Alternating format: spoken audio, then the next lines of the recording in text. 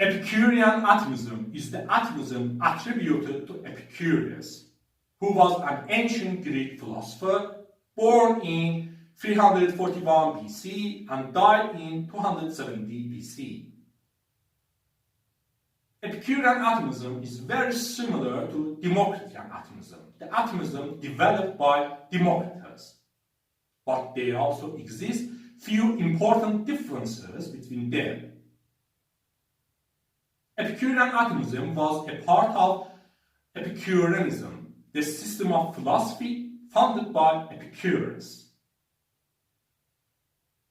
Epicurus, like Democritus and other atomists, believed that indivisible bodies called atoms, infinite in number, move about in an infinite void and compose everything else.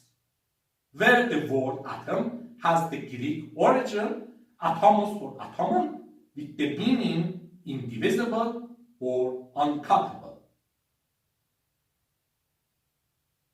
It was considered that there is void because there is motion, or we can see or have bodies in motion. Where to have motion of bodies, there must be empty or unfilled space or void for them to move in. Also, it was considered that indivisible atoms compose everything else, or all bodies around us are composites of indivisible atoms. There are composites or compound bodies because, as we have seen, they can be broken down into smaller pieces. But division of matter should stop at somewhere, at some degrees of smallness, in fact at indivisible atoms. Otherwise, on the hypothesis of infinite divisibility, matter could be broken down and dissolved away into nothing. And in this way, matter has composed of or has come from nothing. But nothing comes into existence from nothing, or from what does not exist. Or matter and bodies should have been made of fragments with no extension, or mathematical abstractions such as mathematical points, but have geometrical points, lines, or surfaces, even infinite in number, could give rise to natural bodies with properties such as possession of weight. In addition, it was considered that the universe is unlimited in size and there are infinitely many atoms in an infinite void. The universe should be limitless, otherwise someone can go to its boundary and try to cross it. If he or she succeeds, it has not been the boundary of the universe. And if he or she fails, something has blocked the way, and that thing has not been accounted for to be in the universe, which should encompass everything. In this regard, atoms are infinite in number. Otherwise, a finite number of atoms would dissipate in the vastness of the universe, and they would not be able to compose objects and bodies that we can see. Void should also be infinite. Otherwise, a finite void would be filled by an infinite number of atoms, and there would be no empty space to have motion. As we can see, atomists like Epicurus, using their logics and arguments in philosophical approaches, try to prove and explain the existence of infinitely many indivisible atoms in an infinite void, as the basis for explanation of our universe and its phenomena. For atomists, everything from physical properties of physical objects to human senses, thought, reproduction and soul, to even formation and destruction of cosmic worlds, all could be accounted for by consideration of properties and arrangement of underlying atoms, moving, colliding, and possibly temporarily linking up in the infinite void. For example, it was considered that we can see natural objects or bodies because from their surfaces they throw off or shed thin films of atoms, which retain properties of their parent bodies, such as color and shape, and which could enter and impact our sense organs.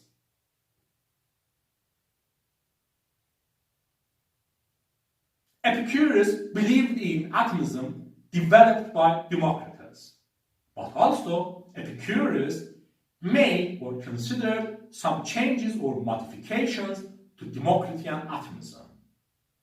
To answer criticisms by philosophers like Aristotle, or to make atomism more consistent with and support his views and ethical concerns of better and happier life.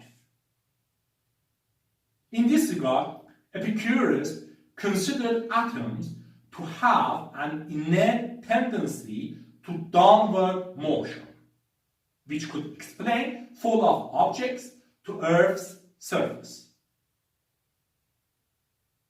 Also, as a main difference with Democritean atomism, Epicurus considered atoms to have possibility of unpredictable, indeterministic, spontaneous slight swerve from their path, where atomic swerve could be considered as the reason why atoms had started to collide with each other and create everything else, instead of everlasting falling in parallel paths, and also as the reason for possibility of indeterministic phenomena such as free will.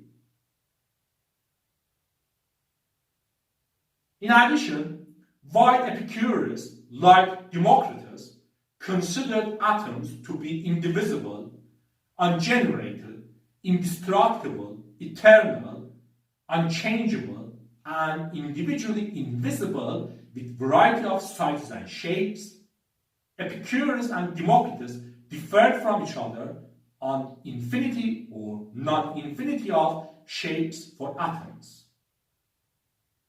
While Democritus assumed an infinite variety of atomic shapes, Epicurus abandoned it and considered many but finite variations for shapes of atoms. Where Epicurus's choice could make the idea of formation of our orderly world from disorderly motion and collision of atoms more probable and plausible.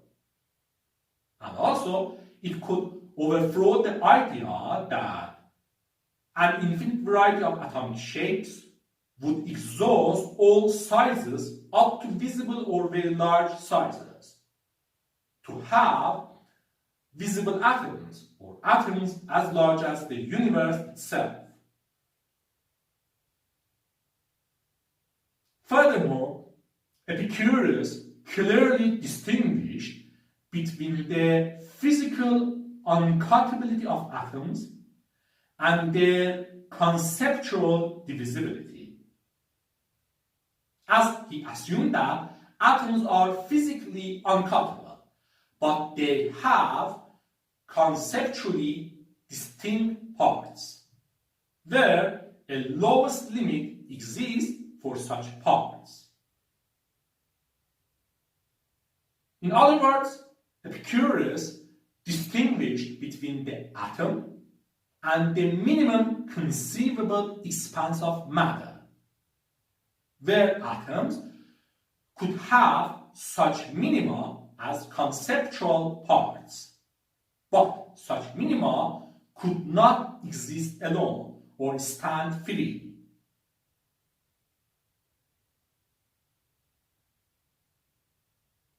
Epicurean atomism was a part of and supported Epicureanism, the system of philosophy based upon the teachings of Epicurus, where Epicurus was a voluminous writer, said to have written over 300 works on various subjects. But with a few exceptions, most of his original works has been lost. Epicurus considered that unacknowledged fears of death and punishment by gods disturb peace of mind and create anxiety, resulting in irrational desires.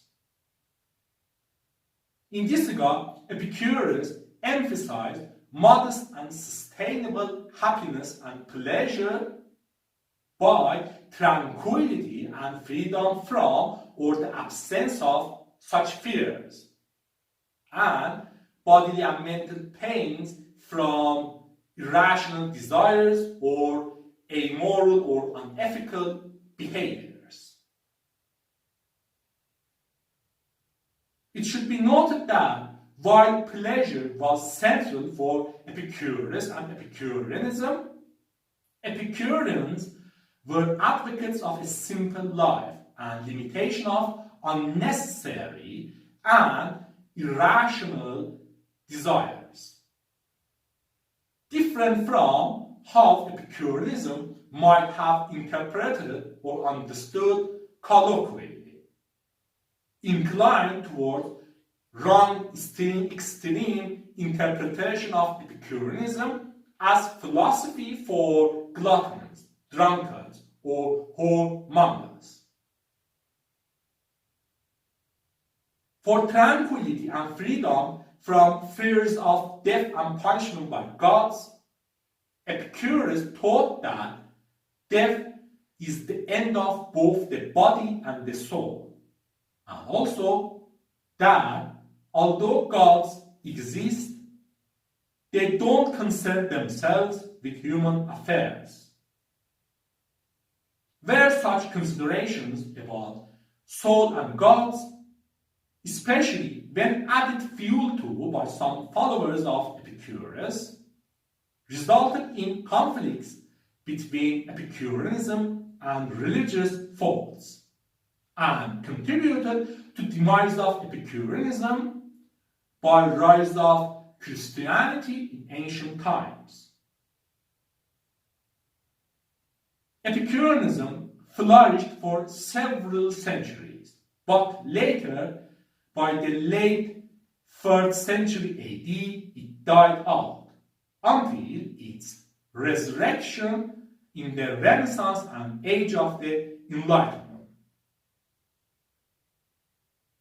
Flourishment or demise of Epicureanism also affected popularity of Epicurean Atomism, where in general atomism could be adapted to religious faults. For example, by consideration of the God as the creator of atoms.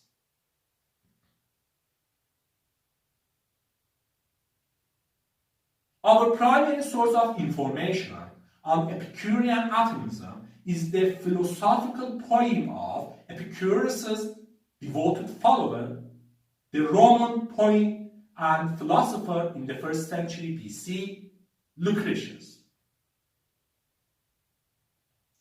The philosophical poem of Lucretius, known as On the Nature of Things or as On the Nature of the Universe, transmits tenets and philosophy of Epicureanism, including Epicurean atomism, using rich poetic language and metaphors or similes. For example, Lucretius discussed that atoms have an inherent tendency to move downwards, but their motion can be diverted to other directions due to collisions between atoms, where such motions and collisions can result in complex and relatively stable patterns of motion, whose appearances to us at the macroscopic world can be states of rest or relatively gentle motion, similar to a flock of sheep on a distant hillside, which appears to be a stationary white patch despite movements of its constituent sheep.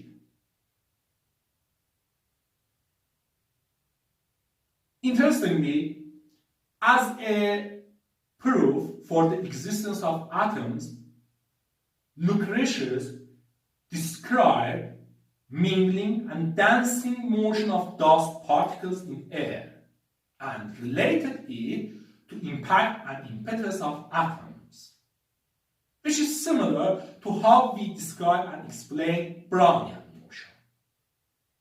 But we should consider that mingling motions of dust particles in turbulent air resulting from air currents is not an example of Brownian motion.